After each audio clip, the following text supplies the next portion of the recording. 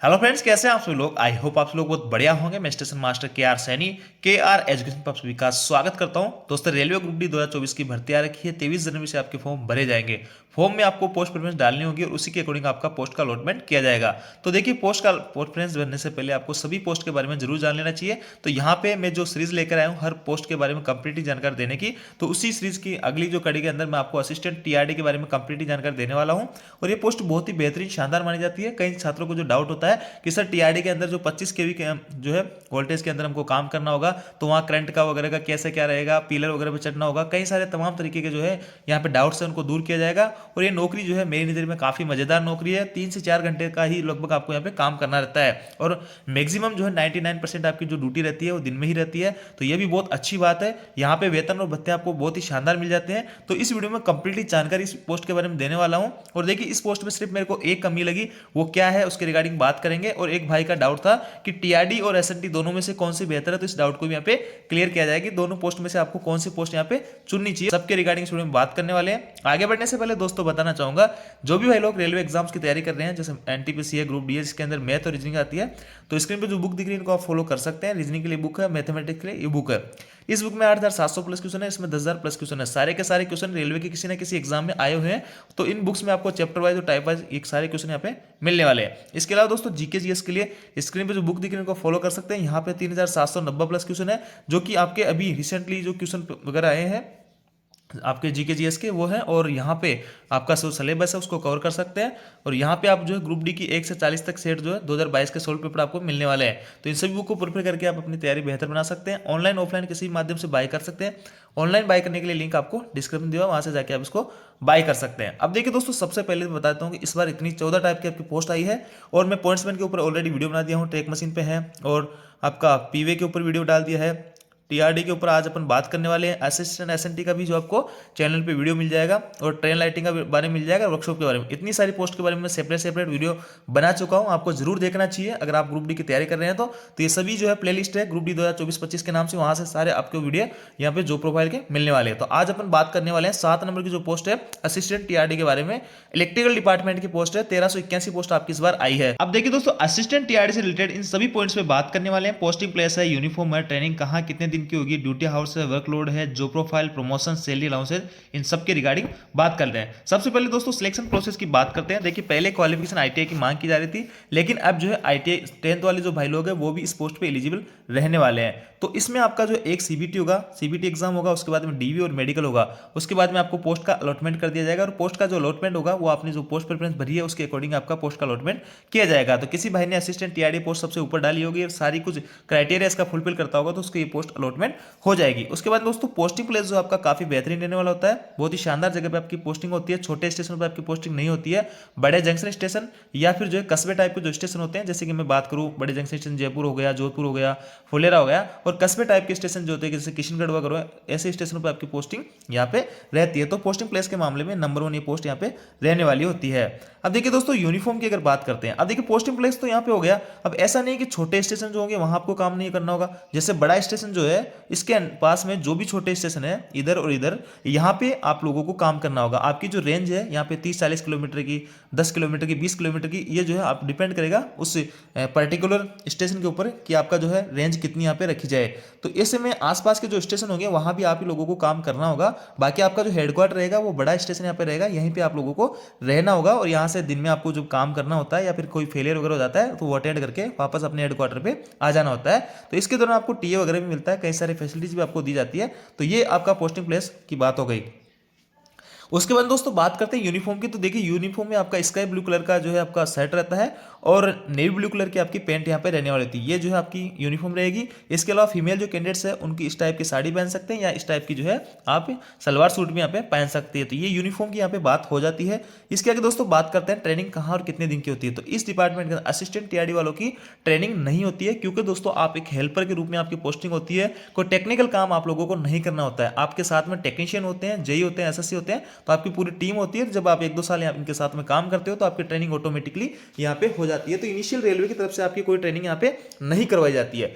अब दोस्तों बात करते हैं ड्यूटी आवर्स की। तो ड्यूटी आवर्स में ऐसा है दोस्तों, बड़े जो जंक्शन स्टेशन होते हैं जहां पे काफी रश होता है और काफी फेलियर वगैरह के होने के चांसेस रहते हैं, तो वहां पे 8-8 घंटे की शिफ्ट में काम करते हैं आपके टीआरडी वाले बंदे, तो आपके साथ में टेक्नीशियन वगैरह रहेंगे, आपके साथ में एमसीएम रहेंगे और आप हेल्पर वगैरह रहेंगे। तो ऐसे में आपकी पोस्टिंग 8-8 घंटे में शिफ्ट वाइज चलती है। लेकिन दोस्तों 99% की अगर मैं बात करूँ तो जो छोटे स्टेशन या कस्बे टाइप के जो स्टेशन होते हैं वहाँ पे आप लोगों की पोस्टिंग होती है, तो आपका जो दिन दिन में ही काम आपको करना होता है, 8-8 घंटे की शिफ्ट में आपकी ड्यूटी नहीं चलती है। वैसे दोस्तों इस जॉब में सबसे बड़ी कमी है कि आप अपना हेडक्वार्टर नहीं छोड़ सकते हो, वर्कलोड इसमें बहुत ही कम है। लेकिन जैसे आपका हेडक्वार्टर मान लो कि जयपुर है और आसपास के स्टेशनों पे भी आपको काम करना है, तो जयपुर अगर आपकी पोस्टिंग है तो दिन में तो आप यहाँ पे ड्यूटी करके आ जाओगे, जो छोटे स्टेशन है वहाँ पे कोई भी किसी भी टाइप का मेंटेनेंस का काम रहेगा।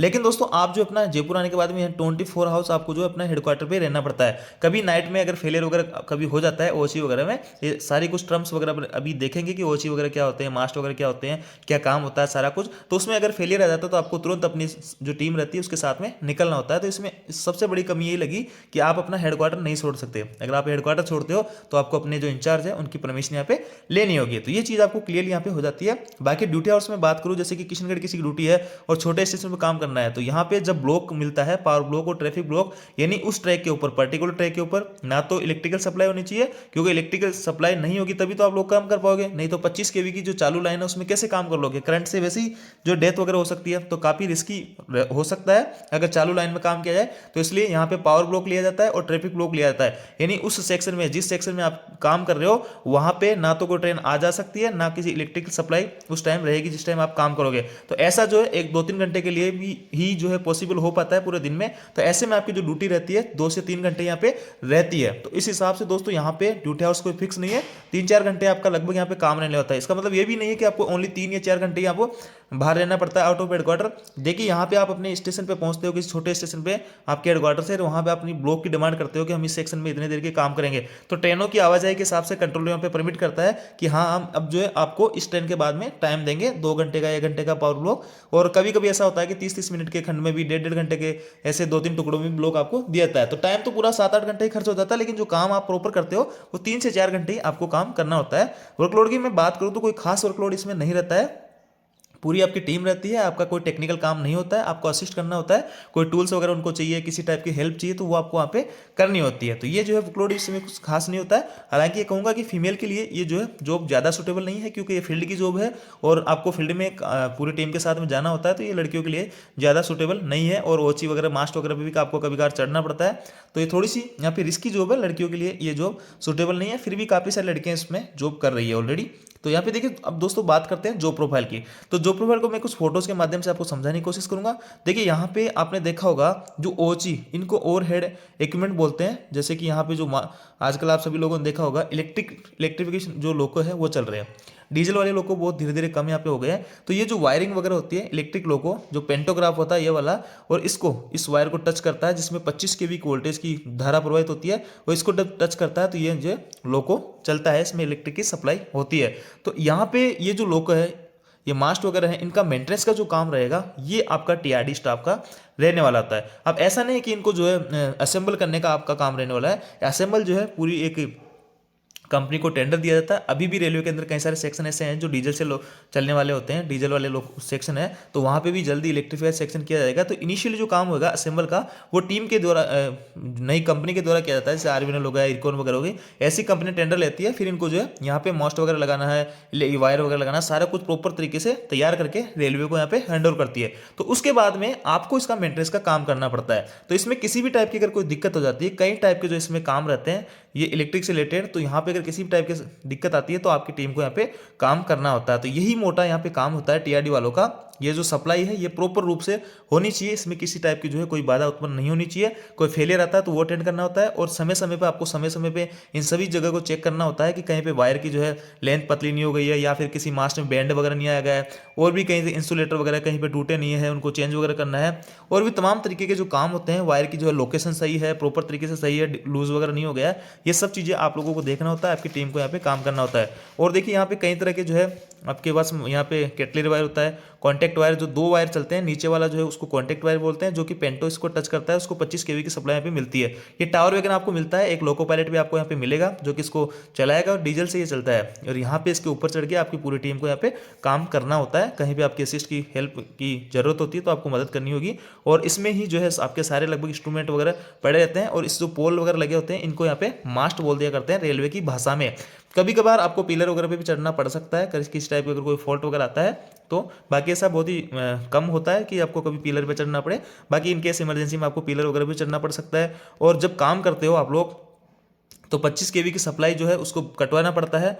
और यहाँ पे देखिए अर्थिंग के लिए मोटा मोटा मैं तमाम तरीके से कहूँ तो आपको इन्हीं का जो है काम यहाँ पे करना होता है। आपकी पूरी टीम होती है, टावर वगैरह आपको मिलता है।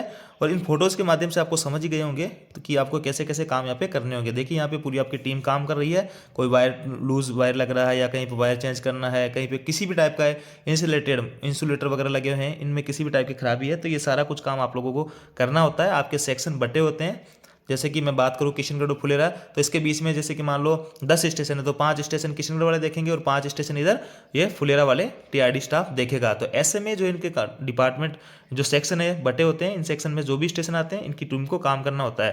तो ये सारी कुछ तमाम तरीके के काम आपको करना होगा। तो यहाँ पे आपको कंप्लीटली समझ में आया होगा कि आपको क्या क्या काम यहाँ पे करना होता है। तो देखिए थोड़ा सा रिस्की तो यहाँ पे रहता है, अगर किसी टाइप की थोड़ी सी लापरवाही हो जाती है तो ये मास्ट वगैरह से आप गिर सकते हो। बाकी करंट का तो ऐसा है, जब भी आप इनमें काम करोगे तो करंट को पहले कटवाया जाता है, पावर ब्लॉक लिया जाता है, उसी के बाद ही काम किया जाता है। तो करंट वाला कोई इसमें इश्यू नहीं रहता है। इसके होते हैं देखिए ये टीएसएस के इक्विपमेंट वगैरह रहते हैं, तो यहाँ पे भी आपको मेंटेनेंस वगैरह का काम देखना होता है। इस तरीके के काम यहाँ पे चलते रहते हैं दोस्तों।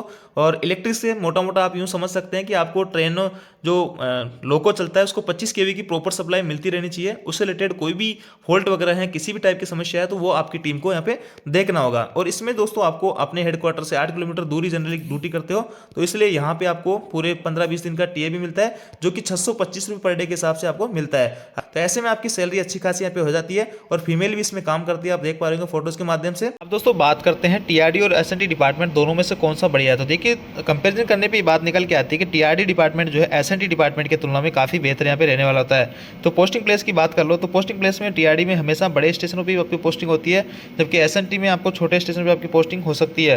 वर्कलोड की बात करें तो एसएनटी के अंदर टीआरडी की तुलना में ज़्यादा वर्कलोड थोड़ा सा देखने को मिलेगा। और इसके अलावा दोस्तों और भी तमाम तरीके के जो भत्ते हैं टीआरडी के अंदर आपको टीए अच्छा खासा मिल जाता है। लेकिन एसएनटी में जरूरी नहीं है कि सभी कर्मचारियों का यहाँ पे टीए बने, लेकिन टीआरडी में लगभग सभी कर्मचारियों को यहाँ पे टीए अच्छा खासा बन जाता है।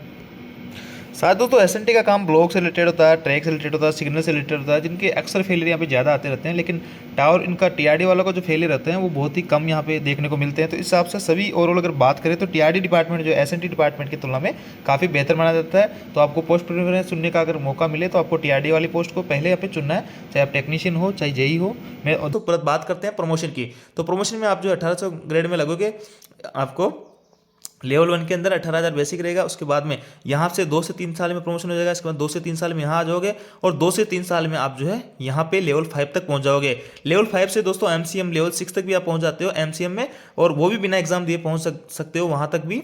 लेकिन दोस्तों एमसीएम जो है आपको यहाँ से लेवल 5 से एमसीएम पहुँचने में 8 से 10 साल का टाइम लग सकता है। तो बिना एग्जाम दिए यहाँ तक एमसीएम तक लेवल 6 तक आप पहुंच सकते हो। इसके बाद दोस्तों जेई अगर आपको बनना है तो डिपार्टमेंट कोटे का आपको एग्जाम देना पड़ेगा, एलडीसी कोटे का। उसके बाद जेई बन सकते हो और वहां से प्रमोशन लेके आप एसएससी बन सकते हो। उसके आगे भी एलडीसी कोटे की वैकेंसीज वगैरह आती है तो उनका एग्जाम देके आप गजेटेड लेवल की पोस्ट पे भी जा सकते हो। तो ये तो हो गए आपके डिपार्टमेंटल कोटे के भर्तियां और प्रमोशन, रेगुलर प्रमोशन। इसके अलावा दोस्तों जीडीसी के माध्यम से भी आप जो है यहाँ पे station master, TTTC, LP, train manager, JW वगैरह किसी भी पोस्ट पे आप जा सकते हैं। वेलफेयर इंस्पेक्टर हो गया या फिर चीफ लॉ असिस्टेंट हो गया, कई तरह की तमाम विजिलेंस वगैरह की पोस्ट हो गई, कंट्रोलर हो गई। तो ऐसी कई तरह की पोस्ट यहाँ पे आती है जिन पे आप लोग भी जा सकते हैं। आपके पास मौका रहता है अच्छा खासा। एलडीसी कोटे की भर्तियों के लिए यहाँ पे टाइम पीरियड मांगा जाता है।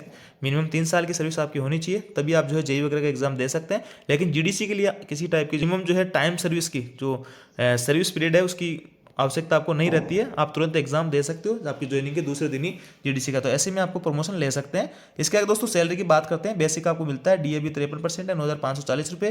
टीपीए मिलता है और एचआर आपको अलग अलग सिटी के हिसाब से अलग अलग मिलता है।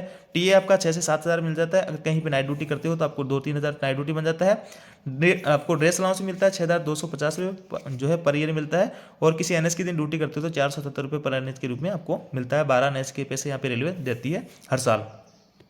ऐसे में ओवरऑल में बात करूँ तो 40,000 के आसपास आपकी इनिशियल यहाँ पे सैलरी बनने वाली है। और जब 1-2 साल आपकी भर्ती में लग जाएंगे तब तक आपकी पोस्टिंग होगी, तब तक कि आपका जो डीए भी 53% चल रहा है ये 60-65% पहुंच जाएगा। तो ऐसे में सैलरी आपकी और भी ज़्यादा यहाँ पे हो जाएगी। तो ये थी दोस्तों तमाम जानकारी असिस्टेंट टीआर से रिलेटेड।